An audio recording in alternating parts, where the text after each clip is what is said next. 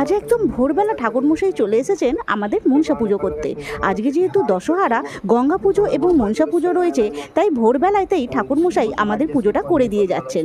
আমিই বলেছিলাম একদম ভোরের দিকে আমাদের পুজোটা করে দিতে, কারণ বেলা বাড়ার সাথে সাথে ঠাকুরমশাইয়ের অনেক পুজো অর্চনা থাকে, তাই আমাদের এখানে আসতে প্রায় বেলা গড়িয়ে যাবে। তাই একদম ভোরবেলাতে আমি আমাদের পুজোটা সেরে নিচ্ছি। 10 ফলের টুকরো দিয়ে আজকের এই মনসা পুজো করা হয়ে থাকে। আজকের দিনে অবশ্যই একটু তেতো খেতে হয়, তাই এই 10 ফলের টুকরোর মধ্যে উচ্ছে বা করলার এক টুকরো অংশ কিন্তু থাকে। চিড়ে, মুরগি ও সামান্য কিছু নৈবেদ্য দিয়ে আজকের পুজোর জোগাড়টা করা হয়েছে। বিভিন্ন বাড়িতে এই মনসা পুজোর বিভিন্ন নিয়ম রয়েছে।